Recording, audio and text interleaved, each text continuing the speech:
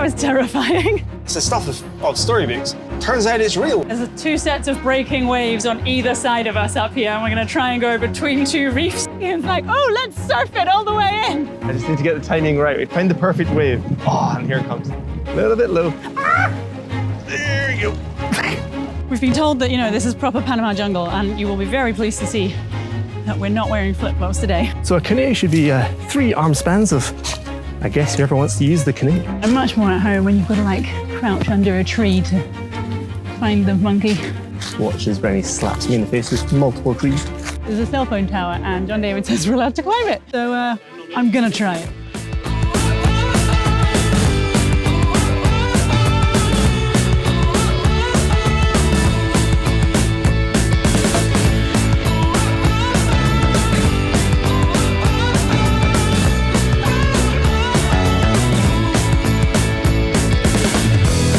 Last time on Red Seas, my parents came for a visit and we took some much-deserved time off.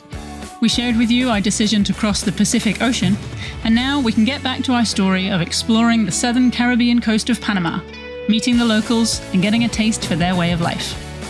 We have so enjoyed our time exploring this much-forgotten-about coastline and the communities that call this part of the world home, and we can't wait to share more of it with you as we take our time to travel north towards the canal.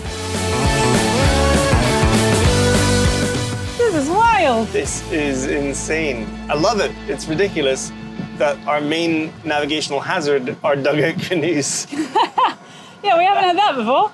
No, I mean, okay, so when we said we were going to head to Panama, which we kind of kept quite quiet about for a long, long time, it had been kind of boiling up since Trinidad, I think. And one of the reasons was all the kind of South American, Central American culture that we thought we might see, and it's the stuff of storybooks. Turns out it's real. It's actually here, and it is surreal. Like, we're in a place where, until relatively recently, the official currency was coconuts, and people still move about mainly by dugout canoes, that they have genuinely felled the tree and dug it out themselves. Yeah, it's seriously impressive. It's insane, and it's amazing that they're just hanging out. There's guys right there just fishing right now, and we just have to politely move through their fishing activities without running them over or tangling their nets. And the charts don't really work here, so there's a lot more guesswork going on. We'll be all right, I think.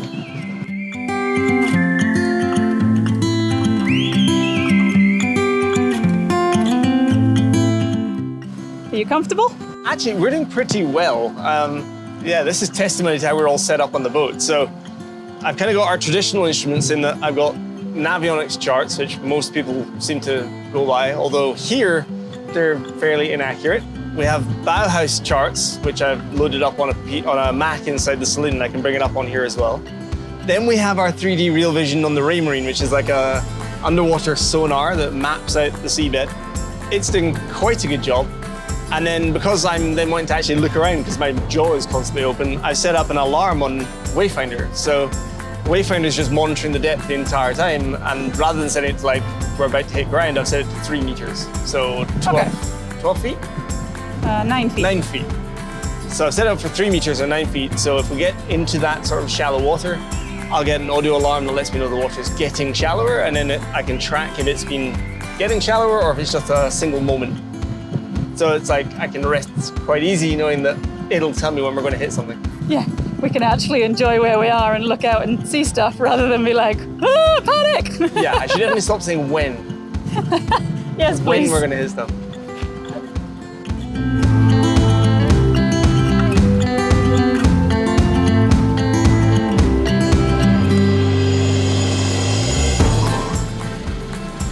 Just gonna roll back where we came from for a second. Yeah.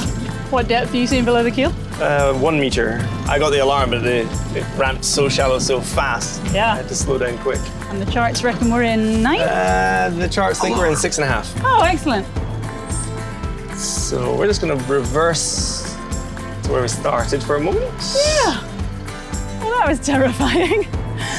The chart said, yeah, we should be like 7 to 10 meters, and clearly we were in 1. I think there was either like a tree submerged or a sandbar came up, but as the alarm show, the history graph shows that it just went like ramped up really shallow, and then we're instantly in deep water again. So we just sort of like diverted around it, and now we're gonna try again and go forward and see if we can get through. It should be deep enough, there shouldn't be any problems, but you just always have to be on alert.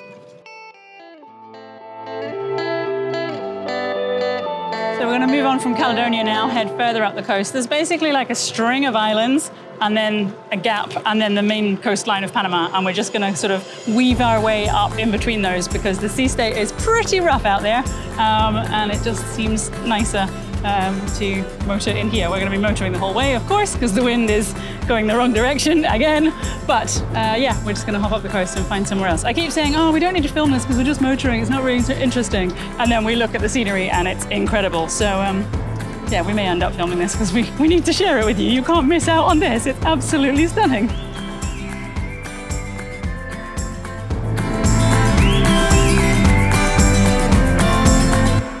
Okay, there's two sets of breaking waves on either side of us up here, and we're going to try and go between two reefs and then duck out into the actual open sea again. So it might get a little bit more rolly, but you know, just the scary part to do first. It's fine, easy, easy. I just don't know if I can believe the charts or the current.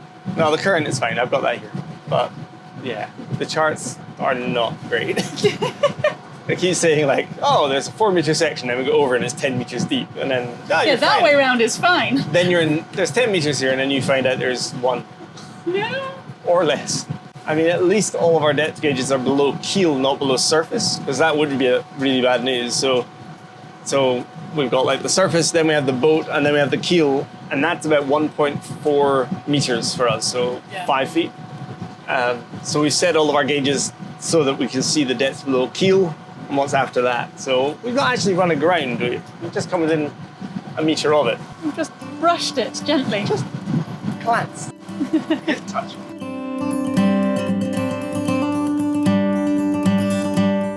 We're past the first reef. There's a little gap and then one more reef before we hit open water, but it's definitely starting to get rolly now. Picking up a little bit.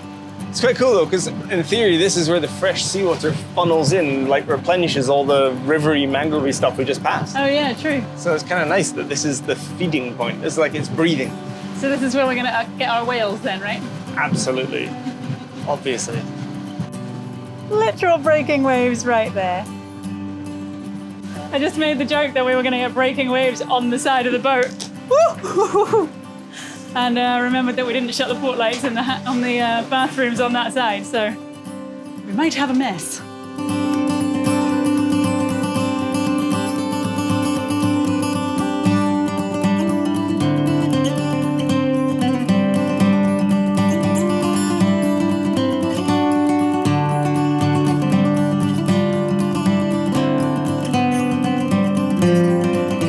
These waves are a little bit crazy. They are hilarious. So because we came out from behind the islands, it means that we come straight out into the waves. So we're just smashing our way up and down. And every so often there's one sneaky one comes in that's, how do I describe it? It's like a lot closer in period. So it's really steep.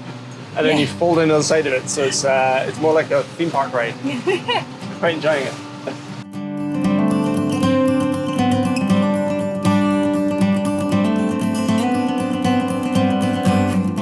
A canoe pulled up with a guy in it called John David or Juan David. He called himself John in English, so we're going to go with that. And he offered to take us on a tour. He basically said he shows people around the Kuna territories and where we are now. And if we wanted to take our dinghy, he's going to take a couple of these other boats as well. And we're all going to take our dinghies across in a little armada to some mangroves over here in the background. All right, there were 2 other dinghies coming with us. So John David has jumped in the dinghy with one of the other boats. And yeah, we're all going to cross over to the other side here. And see some big animals? I'm getting quite excited. It turns out, as you'd expect, everyone has cameras, but I feel kind of guilty because we've got like the camera we're talking on, we've got this one, we have an extra lens, we've got the drone. I don't know if we brought a GoPro maybe. No, I don't think we did. Oh, that would have been good though. Shove it like under the dinghy to get the crocodile as it comes up to like snap us in its jaws. No. No? Okay. We'll just send you in. You can imagine that part. We'll find some really good CGI. Cute cartoon.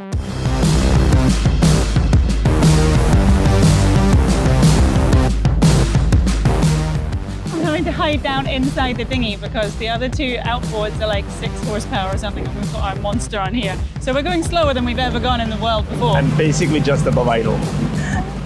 And it just means that you get so wet and splashed from all the waves. Normally like we're on the plane and above them, so it's fine.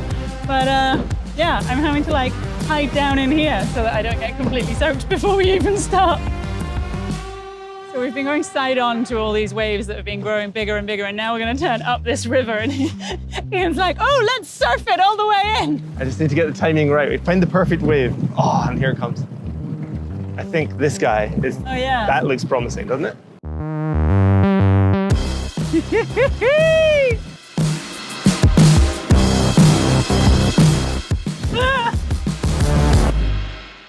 That must have worked. I just lost sight of all the other dinghies.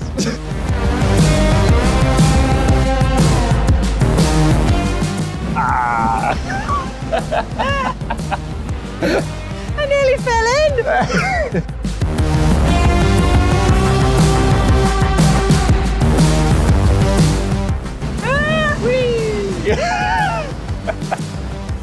We've just come into this like wide basin, and I was looking around at the shoreline. I was like, this doesn't look like a river to me. I feel like we're at the end already, and we've been going about 3 minutes. So yeah, this was an expensive tour to come on. But no, it's fine. It's just like a tiny little gap in the trees, and it's really narrow up ahead. And yep, we're going right on through.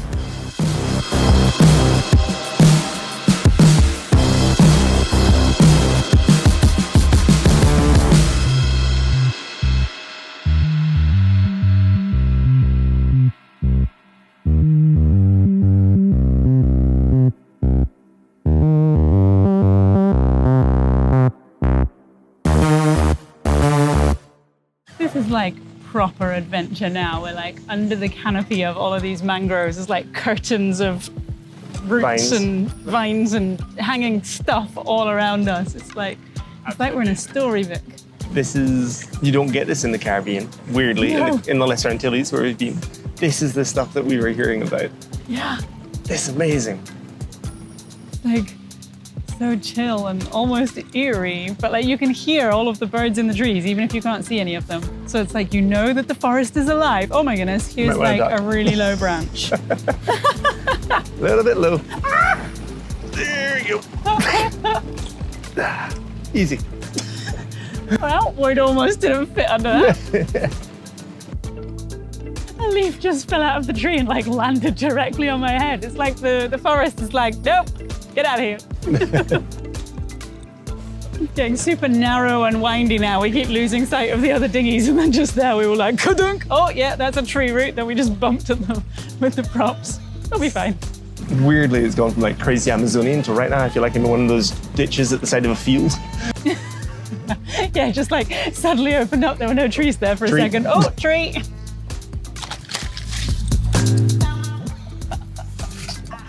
This is amazing. Oh, Yeah. gosh. It'll help.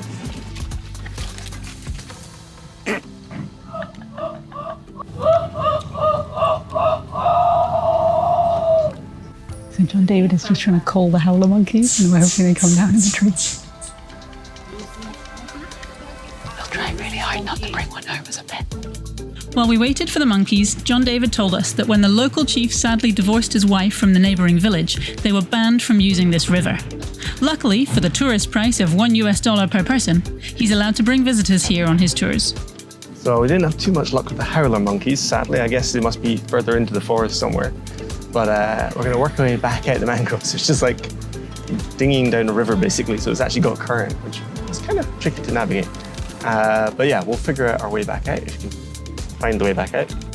So we thought we saw a crocodile in the trees there, but it swam away before we could get a really good look. But we're almost back to the river entrance now, and we're going to go and have a look at the coastline around there. John David's jumped into our dinghy so that when we hit the waves, the bigger outboard doesn't throw everybody out of the dinghy. Well, that's the hope anyway. You're going to keep us safe.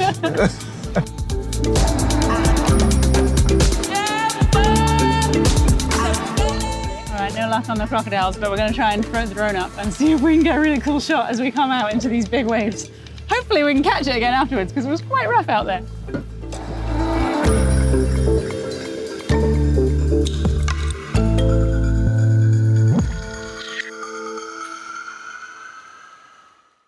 We're going hiking today. We have explored the river, looking for monkeys there, but we're told that we will definitely find them on this little hike. So it's just kind of 45 minutes up the hill. We've been told that, you know, this is proper Panama jungle, and you will be very pleased to see that we're not wearing flip-flops today. I've even like covered up my legs fully because the guy that was taking us on this hike said, oh no, I forgot my machete. I was like, oh, is that a big deal? And he's like, yeah, I really need one, but nobody on the boats here had one. So yeah, I'm interested to see what kind of foliage we come across. We're on the hunt for monkeys and hopefully a nice view from the top. There's a couple of boats in the bay here and they're all coming, so we're just getting to know each other as we're walking along. It's quite a nice little community feel all of a sudden. I am instantly regretting my footwear choice. I had these sailing shoes from like when we set out. They're really rubbish. They're already fraying and like got holes in them. And he wasn't kidding when he said wear a hiking boot. I know. Well, I'm so pleased that I'm wearing mine and they're pink, but I don't think they're going to be pink for much longer. It's so muddy. But then hiking boots should never be clean. When they're pink, they should be. They're so lovely. I was thinking if we're following a group, then nothing could be my fault about getting lost. But I slowed down to film and now we've lost everybody and can't see the path again. Tell me, who's surprised, really? Found them! I'm seeing a lot of white clothes. They're not going to be white in a minute. This really is a briny hike. We're going right off the path. This is great. Oh yeah, I'm much more at home when you've got to like crouch under a tree to find the monkey. Oh, there is a monkey at the end of this. I now can't see anybody and I'm just having to follow the sound of people's voices. See, it's not always my fault. Well, I know it's not our normal style, but you know what? When you walk in hiking boots and you've actually got your legs covered, it's quite good. Stop rubbing it in. That's your poor choices.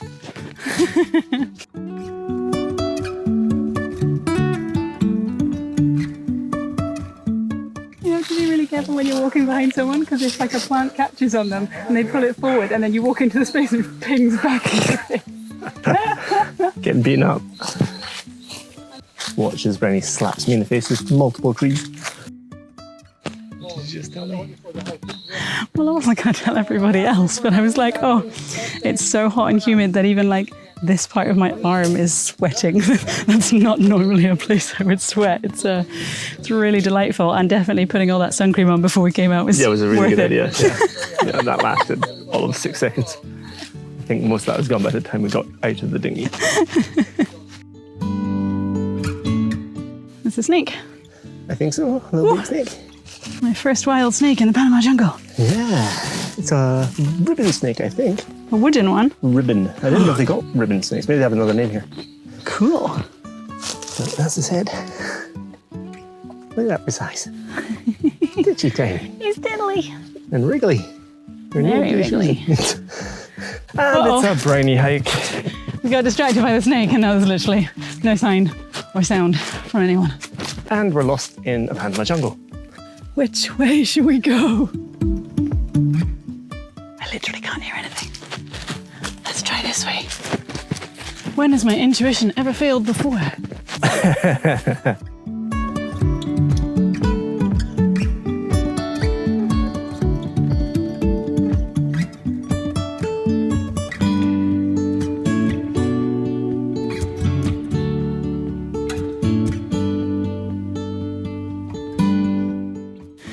People, we're not lost forever. So it's pretty cool. We just heard that the Kuna people, the tribe, they don't do like modern medicine. So this is apparently a tree that somebody's marked because they use it to make a tea for pregnant women.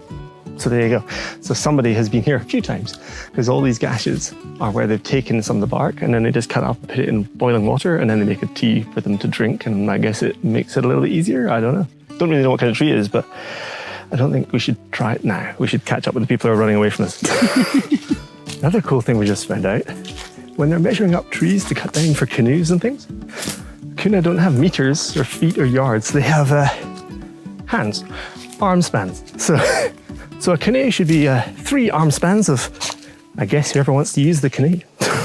And I quite like that because as a teacher, teaching 4 and 5-year-olds, that's just called units of imperial measure, or units of non-standard measure, sorry.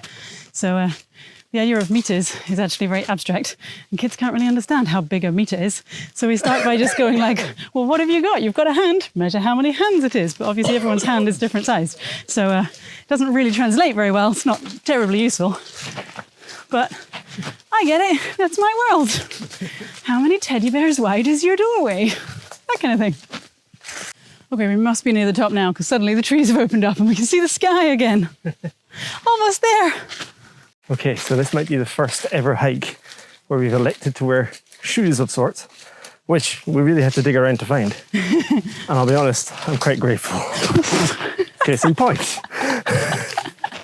This is so cool. It's like just a vine, you know, just hanging out in the jungle, but it's like a ribbon that's all squished and twisty and stuff. It just keeps going up and up and up. Yeah. That's crazy. There we go. I don't feel quite so bad. John David lives here and he knows this hike. And he still got us lost a minute to turn around and go back a different way. But here's the tower. We made it to the top. So we're just going to throw the drone up because there's actually not much of a view up here. But there's a cell phone tower and John David says we're allowed to climb it. I'm sure we're not supposed to, but, you know, he's the local guy here, so I'm going to try it. Maybe I'll see something from up there.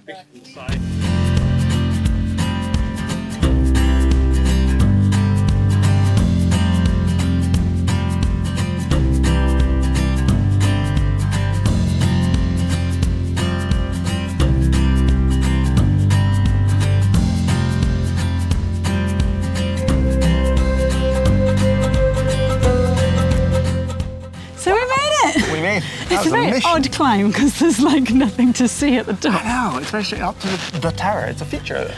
It is, yeah. I mean, it's kind of cool. And we definitely wouldn't have been able to do that on our own because we would have got lost. And now everyone's leaving and I think we might get lost again. So we should run. Yeah, we're going to run down again, but... Apologies for the brief chat, but we'll explain more later on, probably.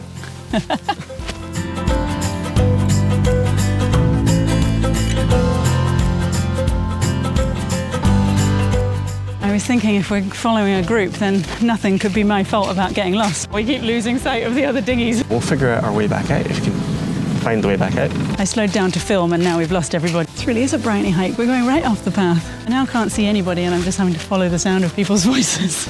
We got distracted by the snake and now there's literally no sign or sound from anyone. We should catch up with the people who are running away from us. Now everyone's leaving and I think we might get lost again. So we should run.